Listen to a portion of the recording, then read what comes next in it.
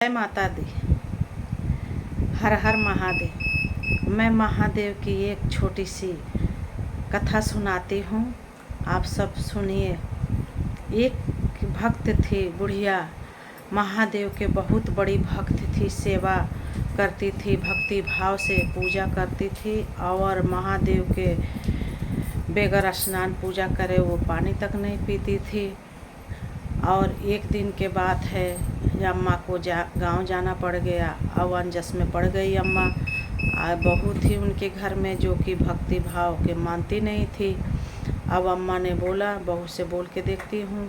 अब बहू से अम्मा ने बोला, बहू मैं गांव जा रही हूँ, मेरे भोलेनाथ के ध्यान रखना, सेवा करना, स्नान करके भोजन बनाना, बगैर स्नान करे भोजन मत बनाना और बगैर स्नान करवाए महादेव के भोग भी मत लगाना। अब बुढ़िया ने बोल के गई और वो बहू ने बोली ठीक है जाओ। अब अम्मा ने गई। अब अगला दिन आया, अब बोली ये चलो महादेव स्नान कर लो, आपको भोजन में बना के लाती हूँ।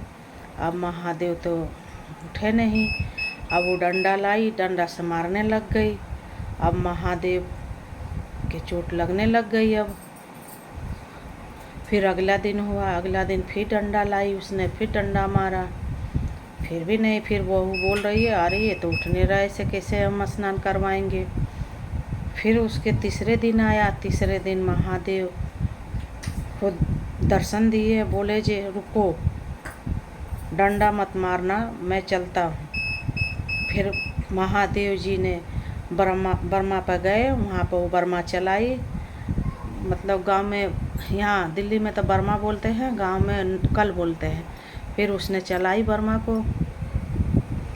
अब बर्मा चलाई, महादेव जी स्नान कर लिए, भोग ली आई, कह ये लो मैं नहीं खिलाऊंगी, आप अपने आप भोजन करो। महादेव जी बोले ठीक है रख दो। अब महादेव जी भोजन कर लिए, बोले जब मेरा विश्राम का टाइम हुआ, मुझे कैलाश जाना होगा।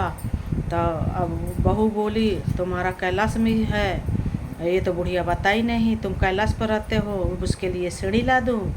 तो महादेव जी बोले सीढ़ी के कोई आवश्यकता नहीं है, मैं चला जाऊंगा। तुरंत ये बात बोल के महादेव जी अंतर ध्यान हो गए। इतने में बुढ़िया आ गई। अब उसने देखा तो महादेव जी है नहीं यहाँ पर। अब उसने कपाड़ पकड़ के रोने लग गई, हाय मेरे महादेव जी कहाँ चले गए, कहाँ चले गए, कहाँ ये बहू कि मैं बोल के गई थी कहाँ फेंक दी, क्या करी। मतलब बुढ़िया बोलने लग गई। तो अब आई बहू, कही हो बुढ़िया, मैंने तुम्हारा महादेव के कुछ नहीं किया, वो खुद कैलाश पर गए हैं, तुमने तो बताया नहीं था वो कैलाश पर रहते हैं। तो बुढ़िया बोली तुमसे बोल के गए, कहे हमसे बोल के गए हैं, मैं उनसे बोली भी हूँ जे बुढ़िया तो हमें बताई नहीं तुम कैलाश पर रहते हो। अब वो चले गए हैं। वो बोली तू बात करती थी, कहे हाँ मैं भोलेनाथ से बात करती थी, मैं बोलती थी बर्मा पर आके आप बैठ जाते थे, मैं कल चला देती थी, वो नहा लेते थे, भोजन भी अपने आप खाते, कहे जे सब तुझे दिखते थे, कहे हाँ। तो बहू इतना कृपा कर दे, हमारा महादेव के यहाँ ला दे।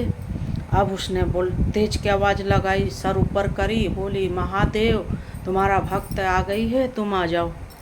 अब वो बहू के तरफ सास देख रही है।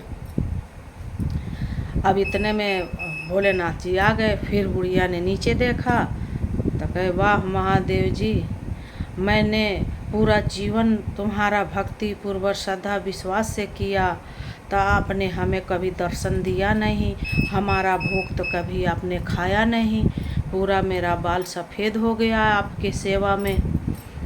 आज जिसने कभी नाम नहीं लिया उसको आप दर्शन दिए।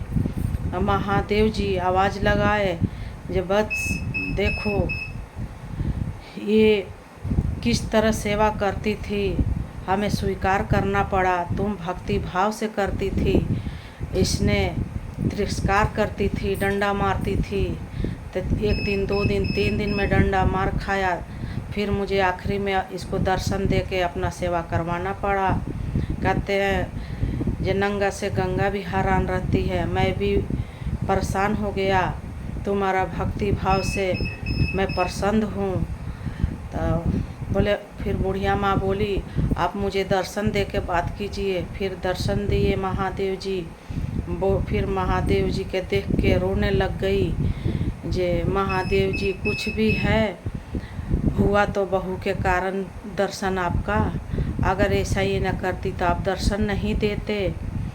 महादेव जी बोले नहीं, हम तो तुम्हें रोज़ दर्शन देते हैं, बस थोड़ा सा पर्दा पड़ा हुआ था तुम्हारा अंधकार के, उस समय आते वो भी दूर हो जाता, लेकिन तुम्हारा बहू के वजह से खैर कारण कहीं ना भी ये भी है। तब देखिए महादेव के कृपा हुआ वो माता पर बहू के वजह से।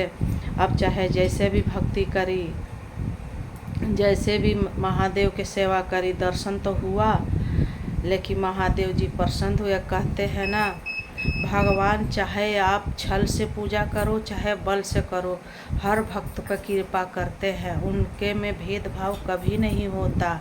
बोलिए हर हर महादेव, जय माता दी। अगर आप लोग के हमारा ये कथा अच्छा लगा हो तो आप लोग हमें आशीर्वाद दीजिए और लाइक कीजिए, शेयर कीजिए, सब्सक्राइब कीजिए। जय माता दी, हर हर महादेव।